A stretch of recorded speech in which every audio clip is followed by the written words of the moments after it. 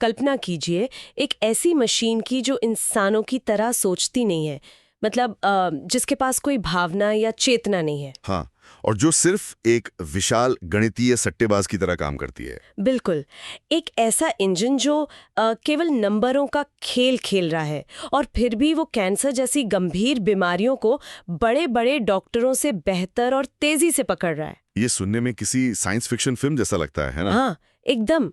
लेकिन ये हमारी आज की वास्तविकता है।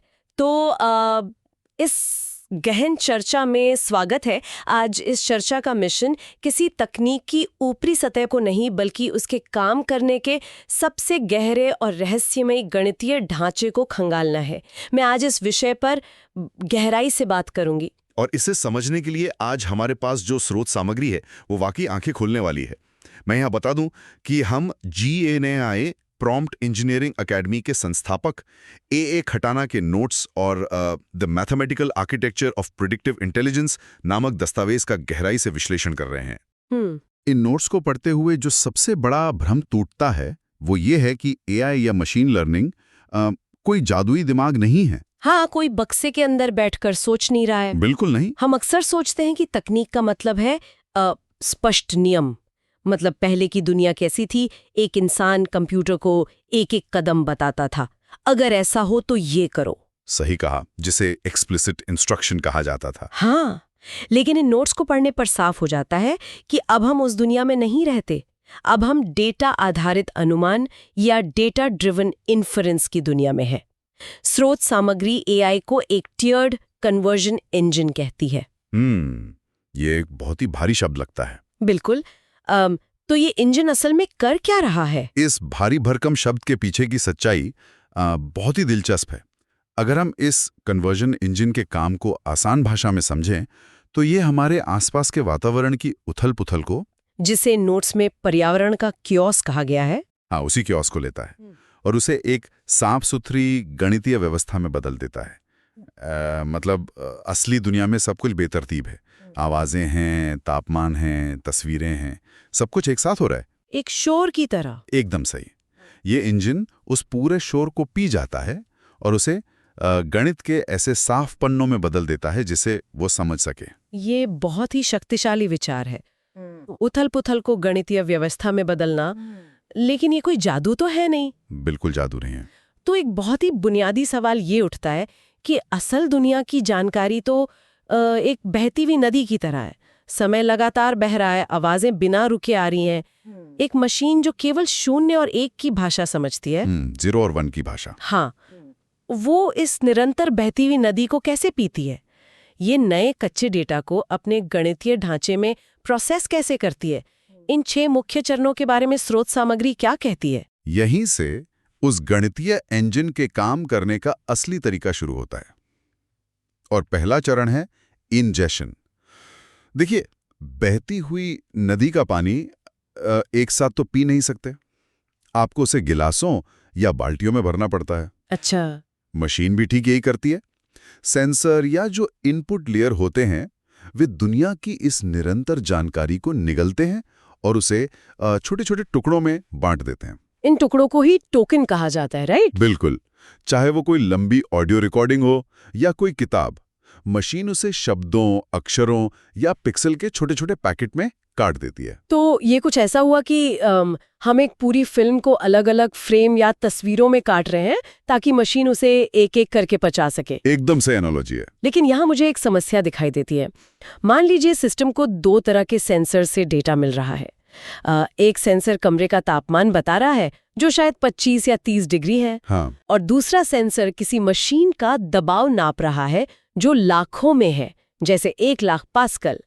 जब ये दोनों टोकन मशीन के अंदर जाएंगे तो क्या मशीन उस लाखों वाले नंबर को देखकर ये नहीं सोचेगी कि ये दबाव वाला डेटा ज्यादा महत्वपूर्ण है, सिर्फ इसलिए क्योंकि नंबर बहुत बड़ा है? ये एक बहुत ही शानदार सवाल है और यहीं पर दूसरा चरण आता है जिसे कंडीशनिंग कहते हैं। अगर बिना सही गणित के ये डेटा अंदर गया तो मशीन पूरी तरह से विफल हो सकती है। अच्छा। हाँ, इसी समस्या को संख्यात्मक पक्षपात या न्यूमेरिकल बायस कहा जाता है। मशीन ये नहीं जानती कि तापमान क्या होता है और दबाव क्या होता है। उसके लिए तो दोनों सिर्फ नंबर है। बिल्कुल। अगर सिस्टम ने लाखों वाले नंबरों को ज्यादा अहमियत दे दी तो पूरी भविष्यवाणी गलत हो जाएगी। इसीलिए डेटा को प्रोसेस करने की इस यात्रा में सिस्टम इनपुट्स को नॉर्मलाइज और स्केल करता है। तो ये कंडीशनिंग एक तरह से खेल के मैदान को समतल करने जैसी बात हो गई। ये एकदम सही। ये 25 को और 1 लाख को इस तरह से एक गणितीय पैमाने पर लाता है, मान लीजिए 0 से 1 के बीच, ताकि दोनों को एक समान स्तर पर देखा जा सके। अब कोई भी डेटा सिर्फ अपने आकार की वजह से सिस्टम पर हावी नहीं हो सकता। यह तो बात हो गई डेटा को तैयार करने की। लेकिन अब एक बहुत बड़ी पहेली आती है, जो तीसरा चरण है, वेक्टराइजेशन और एम्बेडिंग। हाँ, मशीन के पास अब समतल किए हुए नंबर हैं, लेकिन वह इन नंबरों से दुनिया के मतलब को कैसे समझती है। खटाना के नोट्स में लिखा है कि जानकारी को एक हाई डायमेंशनल वेक्टर स्पेस में रखा जाता है। जब मैंने यह पढ़ा तो मुझे इसे समझने में थोड़ा समय लगा। ये थोड़ा तकनीकी है। हाँ, लेकिन इसे विजुअलाइज करने के लिए मेरे दिमाग में एक अनोखी एनालॉजी आ रही है। मैं सोच रही थी, क्या इसे इस तरह से देखा जा सकता है? मैं जरूर सुनना चाहूंगा कि आप इसे कैसे समझाती हैं। क्या यह एक ऐसी विशाल लाइब्रेरी की तरह है जहां किताबें वर्णमाला के हिसाब से नहीं रखी गई हैं? मतलब ABC के क्रम में नहीं? हाँ। अच्छा, तो फिर कैसे? बल्कि इस लाइब्रेरी में किताबें इस हिसाब से रखी गई हैं कि पाठक अक्सर किन विषयों को एक साथ जोड़कर पढ़ते हैं। उदाहरण के लिए, बारिश की किताब के ठीक बगल में छाता की किताब होगी। अरे वाह! और शायद उसी के पास बाढ़ या चाय की किताब भी रखी हो, क्योंकि ये सारी चीजें आपस में एक दूसरे से जुड़ी हैं। लेकिन रेगिस्तान की किताब उस लाइब्रेरी के किसी बिल्कुल अलग और दूर कोने में होगी। क्या ये सिस्टम के उस वेक्टराइजेशन वाले गणितीय जुड़ाव को सही तरह से दर्शाता है? ये एक बहुत ही सटीक और बेहतरीन उदाहरण है। उस हाई डायमेंशनल वेक्टर स्पेस में बिल्कुल ऐसा ही होता है। मशीन शब्दों या चित्रों को हमारे जैसे नहीं समझती। तो वो क्या करती है? वो हर एक टोकन को संख्याओं के एक लंबे समूह में बदल देती है, जिन्हें वेक्टर्स कहते हैं। और जो अवधारणाएं असल दुनिया में एक दूसरे के करीब होती हैं, गणितीय रूप से उनके वेक्टर्स भी एक दूसरे के बहुत करीब रखे जाते हैं। यानी वो सिर्फ सांख्यिकीय रूप से देखती है। बिल्कुल, मशीन सिर्फ ये नापती है कि कौन सी दो चीजें कितनी बार एक साथ आती हैं और उसी आधार पर उनकी जगह तय करती है। ये वाकई हैरान करने वाला है कि बिना अर्थ समझे सिर्फ सांख्यिकी के आधार पर जुड़ाव पैदा किया जा रहा है। अब जब डेटा इस लाइब्रेरी में सज गया है, तो चौथी चीज होती है गहरी परतों में जाना, जिससे डीप लर्निंग के दौरान हायरार्किकल वेटिंग कहा जाता है। हाँ, तो ये न्यूरॉन की परतों का काम क्या है? इसे एक तरह की परीक्षण और सुधार यानी ट्रायल और एरर की प्रक्रिया मान सकते हैं। जब डेटा इन कृत्रिम न्यूरॉन की परतों से गुजरता है तो सिस्टम अपनी लाइब्रेरी के आधार पर एक अनुमान लगाता है। अगर उसका अनुमान या आउटपुट सही होता है, मतलब वो असल दुनिया के डेटा से मेल खाता है, तो वो उन दो न्यूरॉन्स के बीच के गणितीय कनेक्शन को मजबूत कर देता है। और अगर अनुमान गलत हुआ तो वो उस रास्ते के वजन को या वेट को कम कर देता है।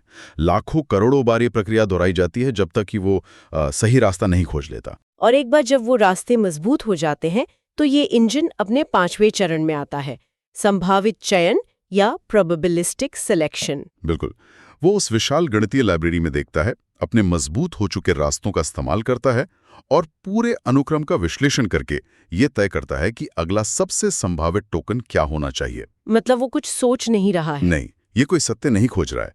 ये बस ये कह रहा है कि मेरे गणित के हिसाब से 85% संभावना है कि अगला शब्द ये होगा या तस्वीर का अगला पिक्सल ये होगा। और छठे चरण में अंततः ये सांख्यिकीय विकल्प वापस हमारे इंसानों की दुनिया में आ जाता है, हमारी स्क्रीन पर एक वाक्य बनकर, स्मार्ट स्पीकर की आवाज बनकर या किसी रोबोटिक हाथ की हरकत के रूप में, जिसे हम प्रतिक्रिया या एक्चुएशन कहते हैं।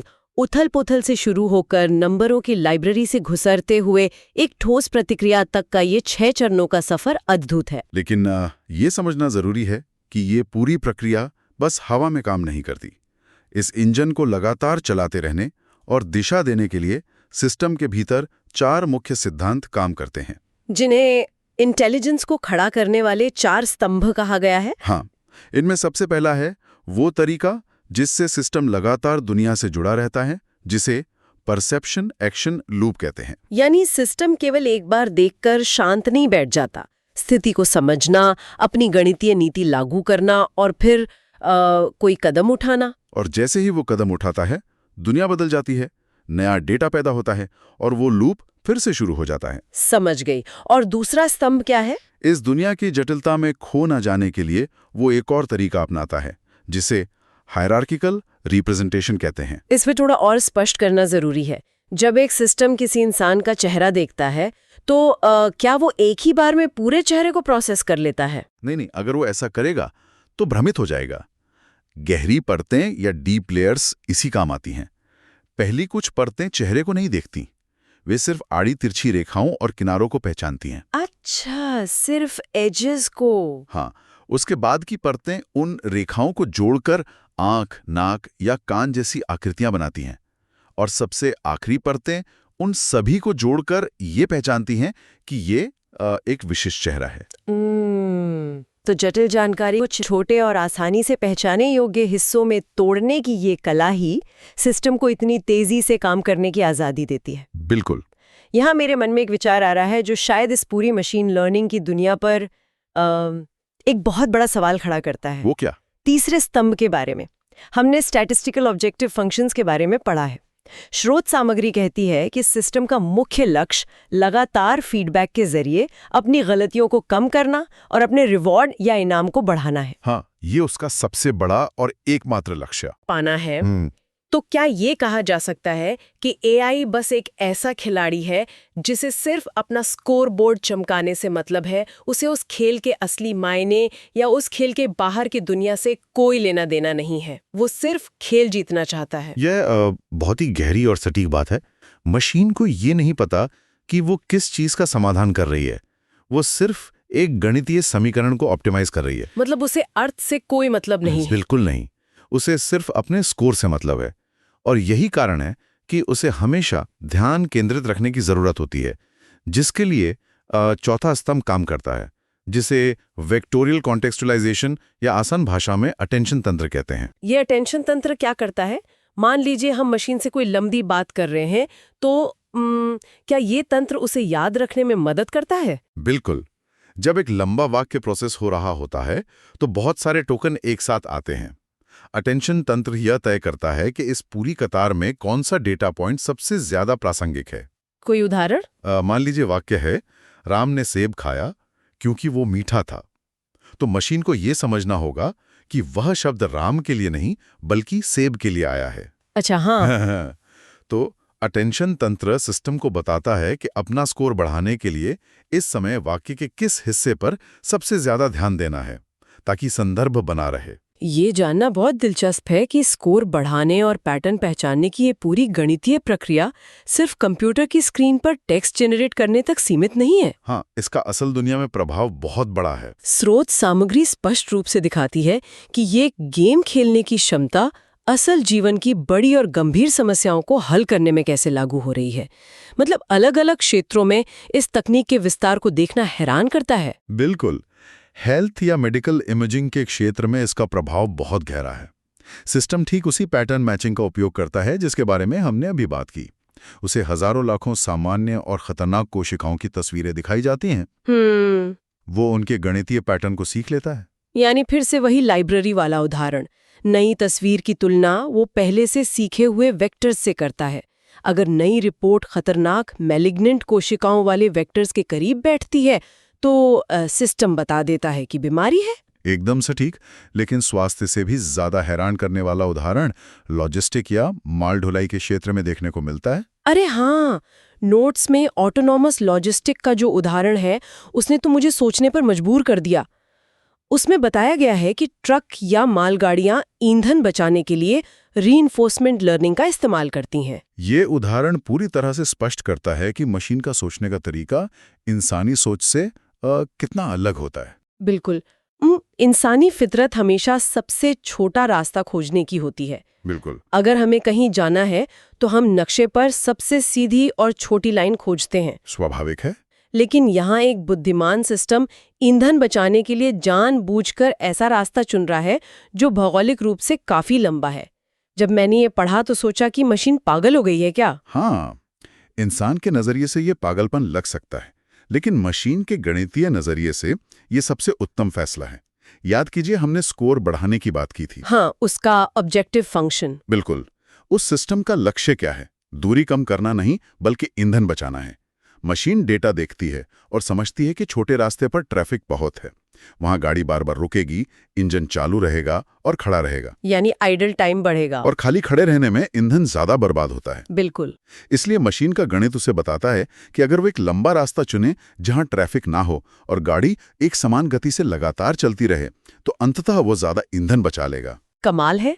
मशीन को इस बात से कोई फर्क नहीं पड़ता कि रास्ता देखने में कितना घुमावदार है, वो सिर्फ अपना रिवॉर्ड बढ़ा रही है।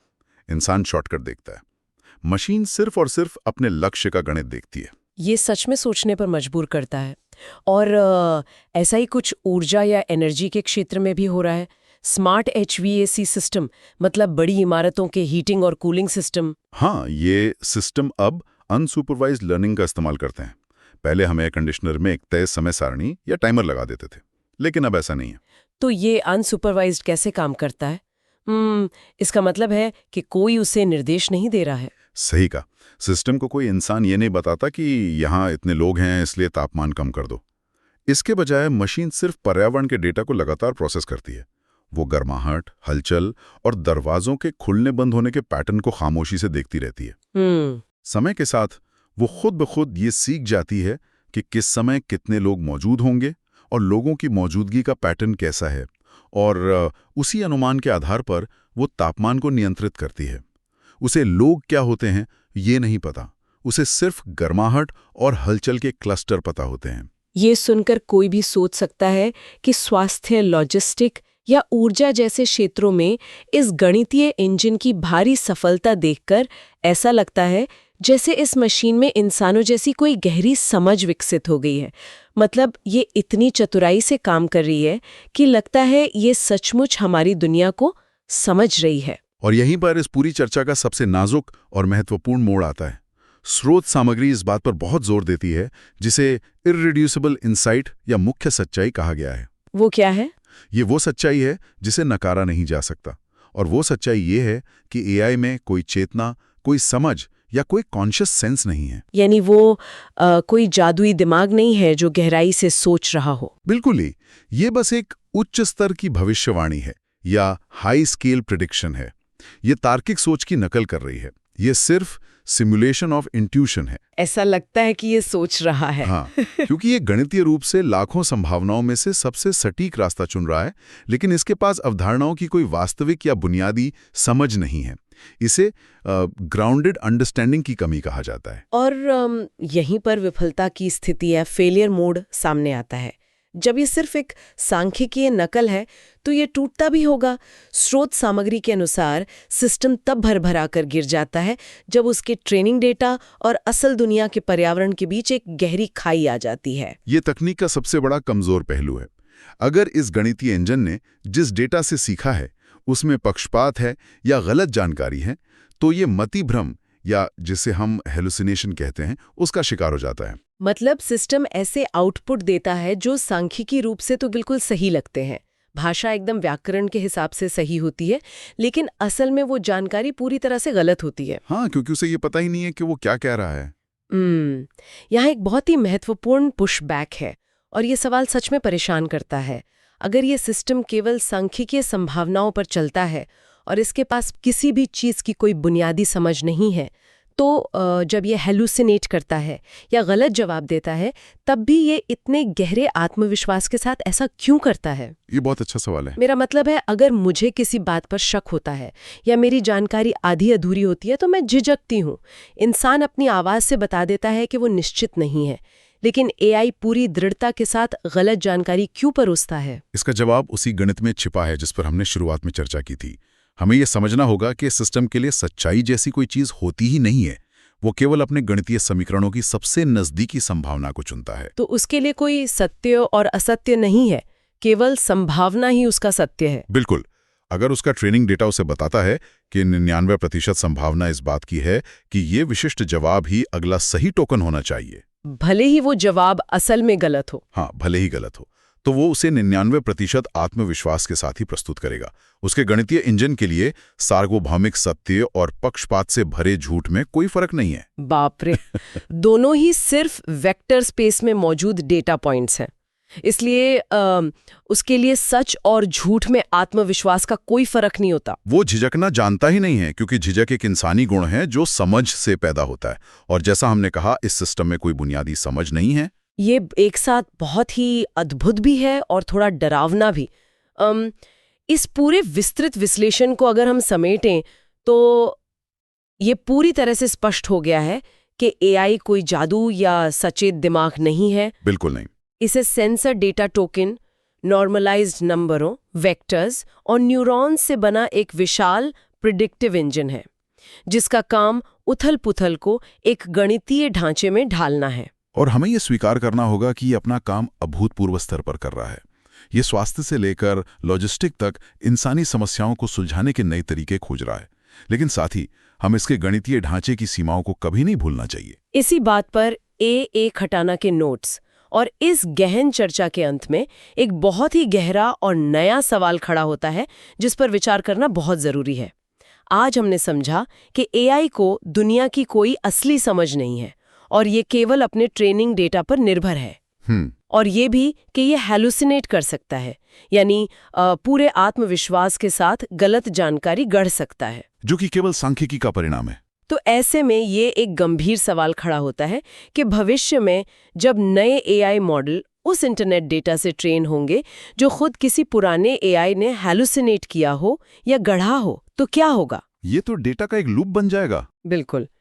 क्या ये गणितीय इंजन सच्चाई को खोजने में मदद करेगा या अपनी ही गढ़ी हुई एक भ्रमित दुनिया एक ऐसे मायाजाल में हमेशा के लिए खो जाएगा जहां असली दुनिया और डेटा के बीच का फर्क ही मिट जाएगा? ये विचार करने वाली बात है। ये चक्रव्यूह तय करेगा कि भविष्य में ज्ञान की परिभाषा क्या होगी। यह सवाल हमें यह याद दिलाता है कि मशीन चाहे कितनी भी बुद्धिमान क्यों ना लगे, उसे दिशा देने के लिए मानवीय समझ हमेशा जरूरी रहेगी। इसी विचार उत्तेजक सवाल के साथ हम आज की इस गहन चर्चा को यहीं विराम देते हैं। इस जटिल गणितीय दुनिया के सफर में हमारे साथ जुड़ने के लिए धन्यवाद।